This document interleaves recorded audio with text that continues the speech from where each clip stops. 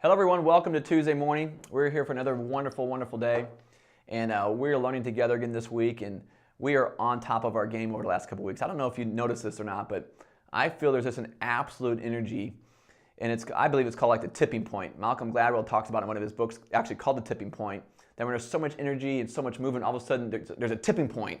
Then all of a sudden things just begin to happen, and I've been having that over the last several months of my life, taking this no drifting, the things I've been learning in these books that we've been talking about, this no drifting challenge. Last week, this week featuring the book 3 Feet from Gold. I mean, there's just so much going on, and I'm feeling even in the community, people are responding what they've learned so well in the challenge from the chapter by chapter. More people are still accepting it. I just feel like we're over this tipping point all of a sudden of energy, and if we can continue it, which I believe we can, and not drifting and not giving up and not quitting, I believe we're just going to continue to create even a more abundant existence, our true abundance. That's what this entire community is about. Mentorfish is about developing true abundance together. And there's no more effective way to develop it than by not drifting and learning these things and by not giving up. And this week I'm talking about principles found in the book 3 Feet from Gold. Sharon Lecter's other book that she co-authored. And it's another very powerful book. I highly recommended it. She highly personally recommended it to me. As I mentioned yesterday, I don't have to take those recommendations too far. I just say absolutely yes, buy it, and I read it. Because somebody recommends a book to me at that level, that's how powerful it is. And that's exactly what I'm doing for you. But I'm giving you the insights because as you read it, different things may stick out for you than stick out for me. But if something's creating value for me, that's exactly what this community is about. It's one of the biggest ways, in my opinion, that I can serve. If it creates value for me, I think, you know what? Maybe it'll create value for the community. Maybe it'll create value for you today in your home or in your marriage or in your job or in your business. And so that's why I love sharing these things. That's the whole point of these daily 15-minute pieces, just that I can connect with you and either share on things that you all are asking about or share on things that are real for me in the moment. And I think you've probably felt from me over the last several weeks that where I'm at right now is very, very real. I'm using these exact same principles, and we've got some stuff coming in Mentorfish that is just, again, taking everything to another level, and I've got to not drift. I've got to not give up. I got to not quit. I got to believe in the impossible because the things that are coming, and you're going to see some of them over the next several months, are going to absolutely blow your mind. There's things that have never been done before anywhere in the world, in my opinion, and from what I can find, and I believe it's a fact. I don't believe it's just my opinion.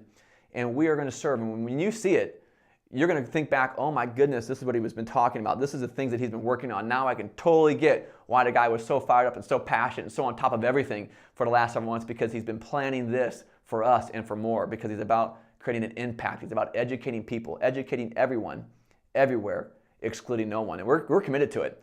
And so here's some great things I want to share with you today. I want to share with you some things because one of the authors of this book, his name's Greg, he was co-author with Sharon. And this book, I'm not going to give it all away, but he was interviewing Don Green. Don Green is the CEO of the Napoleon Hill Foundation.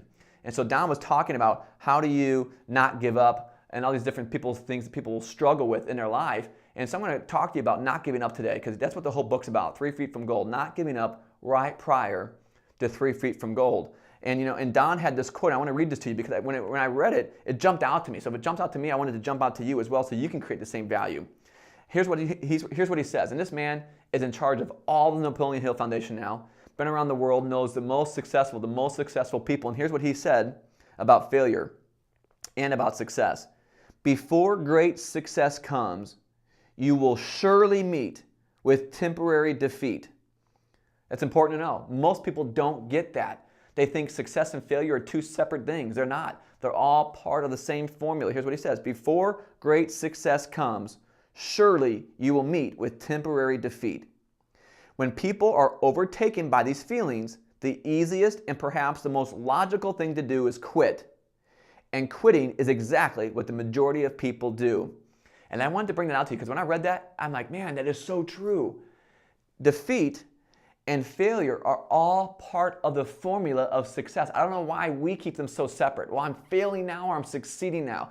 No, it's part of it. Right prior to any of the biggest successes that you'll experience in your life will probably directly follow a season of defeat or a season of valley. Some people, mountaintops and valleys. Some people call it a valley. But you've got to weather through that because you're very, very close. You may be only 3 feet from your goal. And it's actually shown, and it mentions in this book, that the actual line between success and failure is so crystal thin, some people don't even realize when they're on it. And then what happens is they get emotionally involved with where they're at, they get disappointed, and they quit and they give up. And so what he's saying is, Don Green gives a 3-step process. What he says is select your path. Select where you want to go. Okay, this is what he says. So select the direction. In my opinion, be like, what is your greatness? Where are you going to go? What's your passion? What's your purpose? Select your path. And then number 1, seek the counsels of those who have expertise beyond your own, which is something you all are very familiar with. But I'm just reconfirming what we're teaching here is right on number 1, and that you can hear from somebody else as well. So select the path that you're on. And number 1, seek the counsel of those who have expertise outside of your own. That's number 1. Number 2, never quit 3 feet from gold. Never quit too early. And basically that's the theory in this entire book. Never give up. And number 3, when you become successful, you will find others of whom you can mentor. Share with them the lessons that you have learned. And I love that. I think it's very, very important that you understand that, because we talk about that here in the community, the importance of mentoring. It's not just about me mentoring you, it's about us mentoring each other. I can't tell you much I learned from all of you. I hope you're learning something from me, and I know we're learning from each other. So it's about never giving up. It's about learning and being successful, and then passing on what it is that we know to other people. And when you know that's in front of you, sometimes when you know you're going to be successful, it's even bigger when you know that, hey, success is not a stopping point for you.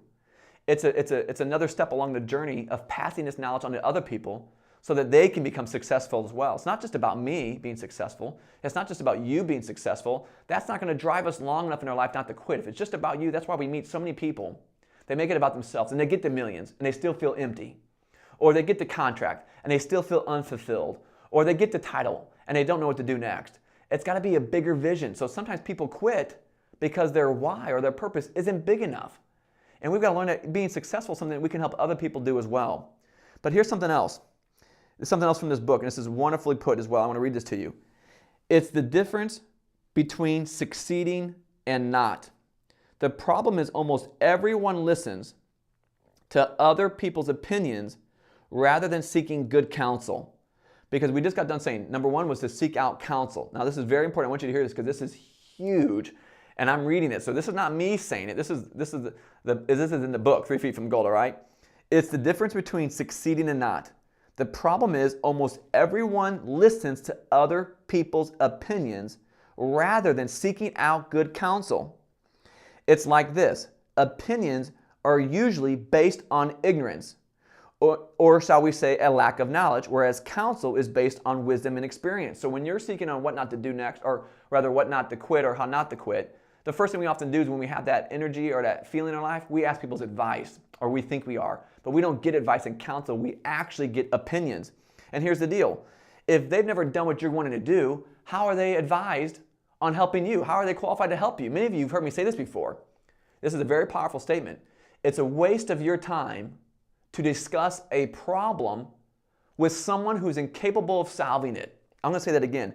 It's a waste of your time to discuss a problem with someone who's incapable of solving it. And we often take people's opinions as advice or counsel. And what we just read there was, if they don't have the experience or the knowledge, it's just an opinion. You've got to seek counsel, not opinions. And I love what he said. You know what they call it? If you've never done it before, it's called pooled ignorance. I love that, pooled ignorance. You know, if you ask a bunch of people their opinion, but yet they've never done what you're wanting to do, all it is pulled together ignorance. I thought it was so powerful. I highlighted, I made a note on it. I mean, and so many people fall for taking pooled ignorance as a last piece of advice that they make decisions off of, and then they give up and quit. It's like if you want to write a book, that's the example the book actually puts out. You want to write a book. So you go to all your friends, what do you think about writing a book? Or you take it to your family, what do you think about me writing a book? Some of you are knowing direct sales. What do you think about starting a direct sales business for myself? And you're asking a whole bunch of people that have never done it before. So they're going to tell you, oh, writing a book, who do you think you want to write a book? That's not possible. What do you have to share? Blah, blah, blah, blah, blah. And they're going to share it, and you're going to talk to a whole bunch of people that have never written books, and all you're going to get is a bunch of pooled ignorance. Then you're going to use that ignorance to probably talk yourself out of writing a book. Versus if you talk to a publisher, say, I'm thinking about writing a book. The publisher's going to say, okay, well, here's some things to watch out for. This is what to do. This might be some of your struggles. This is what you could focus on. Here's what the talents that you do have. Here's the stories you could tell. And they're going to tell you all the reasons why it could work. So see, sometimes simply who we talk about what we're going to do with next can make all the difference in our journey. Seek counsel, not opinions. That's one of the biggest things I want to give you today, because I think it will help people not give up and quit. So many people quit because of other people's opinions. So many people quit right short of their breakthrough. So many people give up right next to their 3 feet from goal. Somebody quit right before they go around the next corner. The next corner had the next perfect person or the next level of success. I'm going to tell you, I'm not quitting.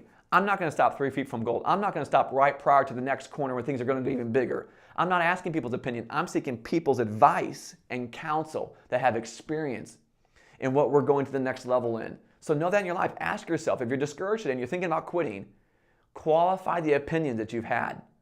Are they opinions or is it counsel? If it's opinions, throw it out, because nobody's opinion is better than anybody else's. And if they don't have the ability to help you solve the problem, ask yourself, why are you sharing it with them? Brainstorm with somebody that's beyond where you're at, that can give you insight and perspective on how to help you move forward. And I believe it may help you be what they call in the book stick-to-itiveness. I think it'll help you have a stick-to-itiveness that maybe you wouldn't have had before. And you won't be tempted to quit as soon as something gets discouraged in your life, all right? Take that for what it's worth today. I think it's huge, the difference between opinion and wise counsel. There's a huge gap there. All right, let's jump to an article now by my original mentor. And the headline for this article is called Vegetarians Becoming Flexitarians. Many people are becoming part-time vegetarians. The American Dialect Society calls them flexitarians. I believe in being a flexitarian, not in terms of the diet, but also in a mindset for living. Flexibility, or a willingness to adapt and change, is a key element for success in any arena of life. Noted author and playwright George Bernard Shaw stated, "Progress is impossible without change." Yet there is a challenge. Change by itself can be disastrous. Any successful endeavor may have some form of structure or leads to chaos and uncertainty. On the other side of the coin, structure without the attitude of change leads to stagnation and an eventual death. Therefore, in every situation, one must find balance between structure and flexibility. With that understanding, here is the key to the successful utilization of the mindset of change. Recognize that change is not a concept just to be ingrained into long-range planning. To be really effective, flexibility must be integrated into one's daily routine. For instance, each day I have plans, schedules, and/or appointments. My day has a pre-planned flow to it, but I live my life ready to adjust or alter my plans as new opportunities appear or circumstances change. I realize, as I often stated, that God cannot effectively use or bless anyone who is not willing to be interrupted. This strategy allows me to continually be open to fresh input and to seize the best for any given day for my life in general. In the story of Elijah, the flexibility mindset is demonstrated. Because he had this perspective, he embraced a major career change. In the story, Elijah was in the field plowing away. I'm not sure if he had a plan set out for how many furrows he would plow that day, but then the prophet Elijah walked by and called him to join him. And he left his oxen and he ran after his new friend Elijah.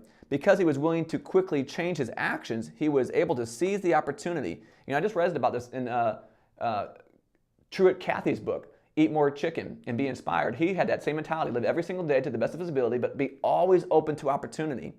Here are some keys that have helped me become a change maker. Number one, stability. I strive for stability, performance, and structure. However, I recognize that the only eternal things are really permanent. Number two, attitude. I think of change not as inconveniences, but as a new adventure. That's a wonderful mentality to have.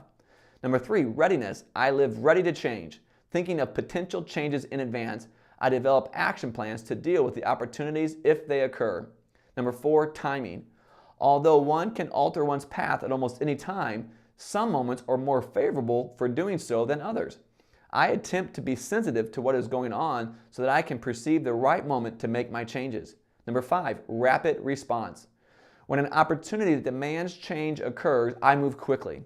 Speed is often the difference between success and a missed opportunity.